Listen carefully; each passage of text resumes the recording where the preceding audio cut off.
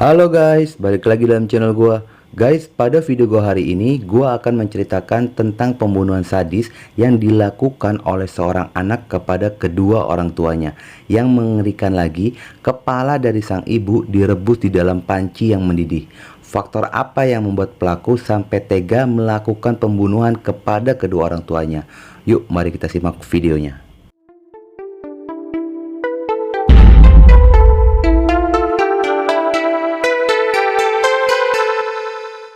Seorang pria yang bernama Joel Guy Jr. lahir pada tanggal 13 Maret 1988 di Knoxville, Amerika Serikat. Dia terlahir dari pasangan Joel Michael Guy dan juga Lisa Guy.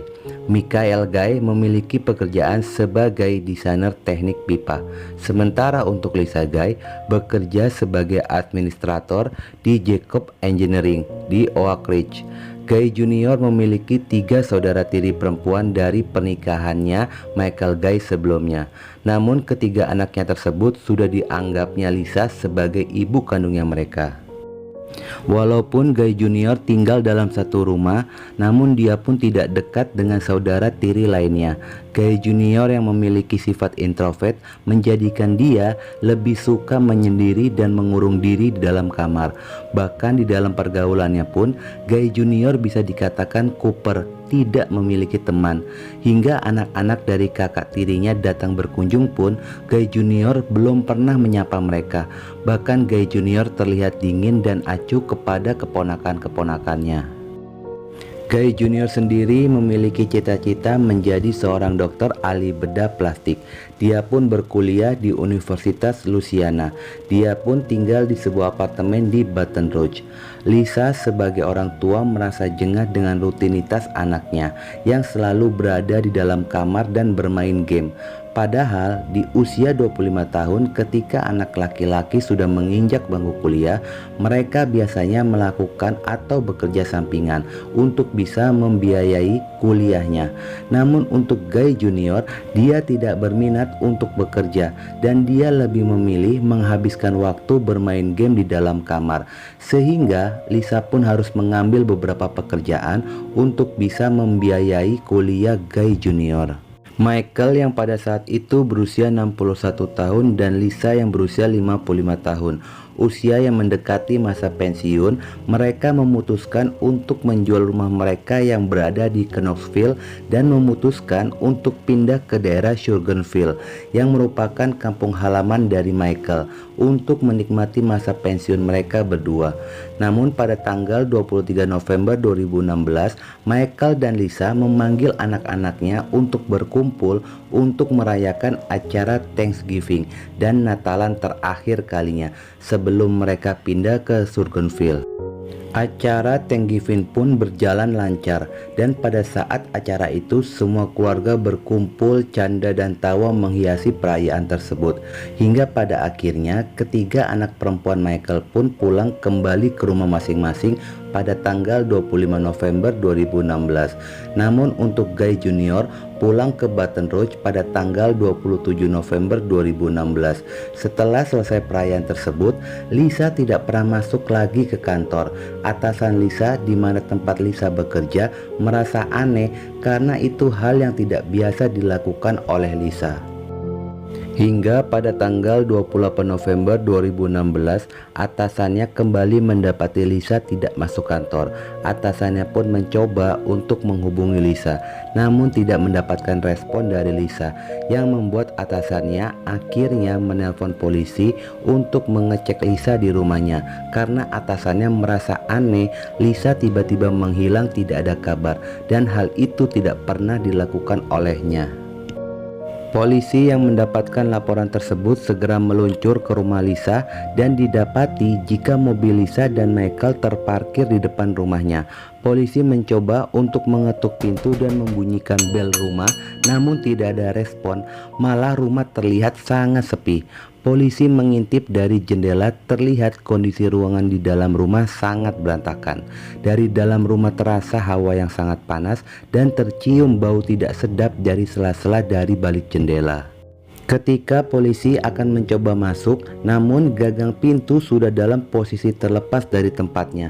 Dikarenakan adanya plang penjualan rumah, polisi pun segera menghubungi marketing untuk mencari informasi dan menanyakan kunci serep untuk bisa masuk ke dalam rumah Lisa. Namun pihak marketing dari rumah tersebut menyangkal jika rumah itu sudah terjual. Pihak marketing pun menyarankan kepada pihak kepolisian untuk mengecek ke dalam mobil milik Lisa yang biasanya remote garasi selalu tersimpan di dalam mobil. Polisi pun segera melakukan pengecekan ke dalam mobil Lisa dan ditemukan remote garasi. Lalu membuka garasi tersebut, akhirnya polisi pun bisa masuk ke dalam rumah. Saat polisi masuk ke dalam rumah, polisi baru mengetahui jika hawa panas tersebut berasal dari sistem pemanas ruangan. Namun anehnya pemanas itu dinyalakan dengan suhu yang paling tinggi. Saat polisi melakukan pengecekan, polisi menemukan adanya dompet, kunci mobil, palu dan uang yang tersusun rapi di atas meja makan. Pada saat polisi melakukan pengecekan ke dalam dapur, polisi melihat ada oven masih dalam kondisi menyala dan didapati ada sebuah panci besar di atas kompor dalam kondisi mendidih dan api dibiarkan menyala. Polisi pun melakukan pengecekan ke lantai 2. Pada saat polisi menaiki tangga, polisi melihat adanya bercak darah di sekitaran tangga, dan saat diperiksa, polisi pun menemukan adanya potongan tangan di ruangan olahraga. Seketika itu pun polisi segera melaporkan telah terjadi pembunuhan dan meminta petugas lain untuk datang ke lokasi kejadian. Dan benar saja, ternyata di dalam kamar mandi kamar tidur, polisi menemukan tumpukan potongan tubuh manusia yang tertumpuk di dalam bak berwarna biru. Pada saat polisi melakukan investigasi, polisi menduga jika ada indikasi pelaku berniat untuk mencairkan potongan-potongan tubuh korbannya, karena ditemukan adanya cairan kimia dan juga sayatan-sayatan kecil di setiap bagian potongan tubuh itu yang difungsikan agar cairan kimia tersebut dapat meresap dan segera mencairkan potongan tubuh itu. Ditambah lagi panci besar yang berada di dalam dapur berisikan potongan kepala Lisa yang pada saat ditemukan yang masih utuh adalah rambut dan juga tengkoraknya saja, sedangkan dagingnya sudah hancur meleleh. Ahli forensik menduga korban diserang secara brutal karena ada cipratan darah di bagian tembok yang bersamaan dengan terpotongnya lengan hingga bahunya Michael, dan ditemukan adanya 42 kali luka tusukan di tubuhnya Michael. Sedangkan Lisa diserang dengan brutal ketika dia baru saja tiba di rumah karena ditemukan adanya bungkusan belanjaan yang masih tersusun rapi, dan di tubuh Lisa pun terdapat 30 kali luka tusukan. Saat polisi melakukan penggeledahan di kamarnya Guy Junior, polisi menemukan adanya sebuah buku di dalam tas, dan di dalam buku itu tertulis susunan mulai dari awal melakukan pembunuhan hingga upaya untuk menghilangkan jejak pembunuhan tersebut.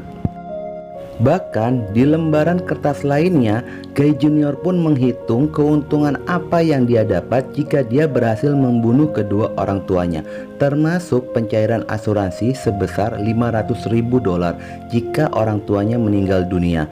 Dugaan jika pelaku pembunuhan merupakan Guy Junior diperkuat adanya rekaman CCTV yang pertama pada saat Guy Junior membeli perlengkapan yang akan digunakan untuk membunuh kedua orang tuanya, dan CCTV yang kedua ditemukan jika Guy Junior sedang membeli perban dan betadine untuk mengobati tangannya yang terluka.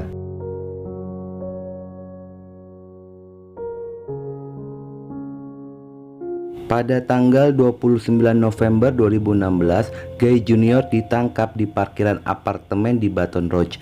Polisi pun menemukan banyaknya luka pada tangan dan telapak dari Guy Junior yang diduga kuat. Luka itu didapat pada saat dia sedang melakukan pembunuhan.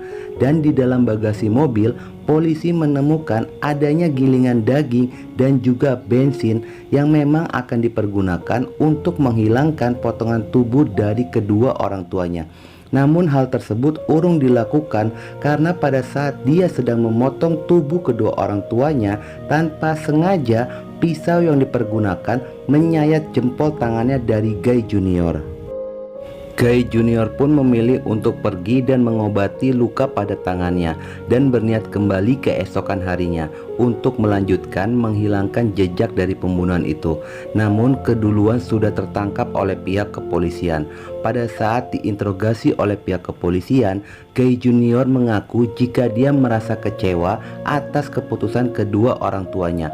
Orang tuanya mengatakan jika setelah mereka pensiun, mereka akan berhenti untuk membiayai kebutuhan Guy Junior, dan kedua orang tuanya mewajibkan agar dia bekerja demi bisa membiayai kuliah dan kehidupan pribadinya. Dikarenakan pada tanggal 13 Desember 2016 rumah sudah dalam keadaan terjual dan harus segera dikosongkan. Dari sanalah Guy Junior mulai menyusun rencana untuk bisa menguasai uang hasil penjualan rumah dan juga asuransi kematian orang tuanya. Walaupun Guy Junior sudah menjadi tersangka pada kasus pembunuhan kedua orang tuanya, namun dia tetap berambisi untuk bisa mendapatkan warisan walaupun usaha tersebut akhirnya gagal. Pada saat di pengadilan, Guy Junior sama sekali tidak menunjukkan rasa penyesalan atau bersedih telah melakukan pembunuhan kepada kedua orang tuanya, yang pada akhirnya dia pun meminta untuk dijatuhi vonis mati. Dan pada bulan Oktober tahun 2020, Guy Junior dijatuhi vonis selama 150 tahun penjara. Sungguh sangat tragis apa yang dialami oleh Michael dan juga Lisa. Nyawanya harus terenggut oleh anak kandungnya sendiri yang selama ini disayang dan diperjuangkan masa depannya. Oke guys, itulah video gua kali ini, dan jangan lupa ikuti terus video gua. Oke?